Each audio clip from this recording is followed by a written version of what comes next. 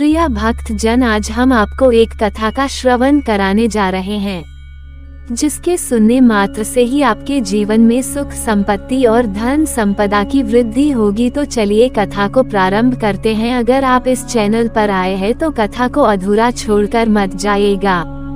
भगवान शिव एक महत्वपूर्ण देवता हैं, जिनकी पूजा हिंदू धर्म के शैव संप्रदाय में की जाती है। वह ब्रह्मांड के पुनर्निर्माण के लक्ष्य के साथ उसके विनाश के लिए जिम्मेदार है। ये शक्तिशाली देवता अपने विरोधाभासी स्वभाव के लिए जाना जाता है, लेकिन वह अपने उपासकों के प्रति उदार हो सकता है, खासकर यदि वे भक्त हों। भगवान शिव की पूजा उनकी छवि के साथ एक मंदिर बनाकर और उनके सम्मान में विशिष्ट अनुष्ठान और प्रार्थना करके की जा सकती है। आप पूजा का नियमित अभ्यास भी बनाए रख सकते हैं ताकि आप भगवान शिव से जुड़े रहें। एक शांत मंदिर के लिए बैठे हुए शिव प्राप्त करें। भगवान शिव को मूर्तियों और चित्रों में ध्यान मुद्रा में बैठे हुए, पैर मुड़कर और हाथ गोद में रखकर चित्रित किया जा सकता है। यदि आप अक्सर छवि के सामने ध्यान करने की योजना बनाते हैं और एक शांत, आरामदेह स्थान बनाना चाहते हैं तो बैठे हुए शिव आदर्श हैं। बैठे हुए शिव के पास अभी भी कई वस्तुएं होनी चाहिए जो पारंपरिक हैं, जैसे कि तीसरी आंख, एक कोबरा हार, एक 3 आयामी त्रिशूल और विभूति, जो उनके माथे पर खींची गई 3 क्षैतिज रेखाएं हैं। एक ऊर्जावान मंदिर के लिए नाचते हुए शिव को चुने। नृत्य करते हुए शिव अपने दाहिने पैर को बाहर की ओर फैलाए हुए और अपनी बाहों को ऊपर की ओर उठाए हुए सीधे दिखाई देंगे। भगवान शिव को शैव धर्म में नृत्य का स्वामी माना जाता है और नाचती हुई शिव की मूर्ति या छवि मंदिर के लिए एक ऊर्जावान, जीवंत वातावरण तैयार करेगी। 3 नाचते हुए शिव में बैठे हुए शिव के समान ही विशेषताएं होंगी, लेकिन इसमें आमतौर पर नाचते हुए शिव के चरणों में कुचला हुआ एक राक्षस बौना भी होगा, जो मनुष्य के अहंकार और अज्ञानता का प्रतिनिधित्व करता है। अपने घर के पूर्वोत्तर कोने में एक वेदी पर मंदिर बनाएं। यह क्षेत्र घर में मूर्तियों के लिए सबसे अच्छा स्थान माना जाता है। सुनिश्चित करें कि वेदी एक मेज या काउंटरटॉप पर खड़ी हो और वह स्थान अच्छी प्राकृतिक रोशनी के साथ शांत और साफ हो। आपको शिव को स्पष्ट रूप से देखने में सक्षम होना चाहिए, क्योंकि यह आपको उनकी पूजा करने के लिए प्रोत्साहित करेगा। 4 कार्यस्थल पर शिव का मंदिर बनाने से बचें, क्योंकि उनकी ऊर्जा आमतौर पर स्थान के लिए अत्यधिक प्रबल होती है और वेदी अव्यवस्थित हो सकती है। घर में एक मंदिर जहां आप शांति से पूजा कर सकते हैं, आदर्श है। मंदिर में केवल एक भगवान शिव और साधारण, नग्न सजावट रखें।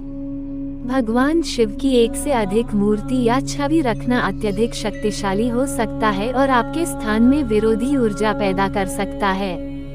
भगवान शिव उज्ज्वल, भव्य सजावट या प्रसाद का जवाब नहीं देते हैं, इसलिए आप वेदी को केवल सफेद कपड़े से ढककर रख सकते हैं। पूजा कक्ष या ध्यान स्थल मंदिर के सामने रखें। पारंपरिक पूजा कक्ष मंदिर के सामने स्थापित किया जाना चाहिए ताकि आप भगवान शिव के सामने आसानी से ध्यान कर सकें। पूजा कक्ष साधारण हो सकता है, जिसमें एक वेदी, एक मंच और भगवान शिव की मूर्ति या छवि हो। यदि आपके पास बजट है तो आप प्रकाश व्यवस्था और एक ऊंचे मंच या एक संलग्न क्षेत्र के साथ एक अधिक विस्तृत पूजा कक्ष बना सकते हैं। भगवान शिव की पूजा से पहले भगवान गणेश की पूजा करें। भगवान गणेश, सफलता के हिंदू देवता, आपके सामने आने वाली किसी भी बाधा को दूर कर देंगे ताकि आप भगवान शिव की स्वतंत्र रूप से पूजा और प्रार्थना कर सकें। 6 आप सबसे पहले भगवान गणेश की मूर्ति या प्रतीक की पूजा कर सकते हैं, या आप भगवान गणेश को स्वीकार करने के लिए उन्हें मौखिक रूप से संबोधित कर सकते हैं। भगवान शिव की पूजा से पहले भगवान गणेश की पूजा करें। भगवान गणेश, सफलता के हिंदू देवता, आपके सामने आने वाली किसी भी बाधा को दूर कर देंगे ताकि आप भगवान शिव की स्वतंत्र रूप से पूजा और प्रार्थना कर सकें। 6 आप सबसे पहले भगवान गणेश की मूर्ति या प्रतीक की पूजा कर सकते हैं, या आप भगवान गणेश को स्वीकार करने के लिए उन्हें मौखिक रूप से संबोधित कर सकते हैं। दिन में कम से कम एक बार घर पर या किसी मंदिर में भगवान शिव की प्रार्थना करें। एक दिनचर्या बनाएं जहां आप अपने दिन की शुरुआत करने के लिए सुबह भगवान शिव की पूजा या प्रार्थना करें या रात को सोने से पहले आराम करें। पूजा के रूप में मंदिर के सामने भगवान शिव का ध्यान करें। आप भगवान शिव की पूजा करने के लिए शैव धर्म की प्रार्थनाओं, मंत्रों और ग्रंथों का जाप भी कर सकते हैं। यदि आप पूजा करने के लिए किसी मंदिर में जाते हैं, तो हिंदू पुजारी आपको मंदिर की सेवा के हिस्से के रूप में भगवान शिव का जाप करने के लिए ले जा सकता है। विशेष रूप से सोमवार को दूध, बिल्व पत्र या अनाज जैसे प्रसाद चढ़ाएं। हालांकि आप किसी भी दिन भगवान शिव से प्रार्थना कर सकते हैं, सोमवार को हिंदू धर्म में पूजा का पवित्र दिन माना जाता है। ठंडा दूध, पारंपरिक बिल्व पत्र या जौ, बाजरा, चावल और गेहूं जैसे अनाज भगवान शिव को अर्पित करना अच्छा माना जाता है। प्रसाद से भगवान की कृपा बढ़ सकती है। 8 नारियल पानी, हल्दी, केतकी के फूल और कुमकुम जैसे प्रसाद से बचें, क्योंकि इन्हें भगवान शिव को चढ़ाना अपशकुन माना जाता है। श्रावण माह के दौरान भगवान शिव की पूजा करें।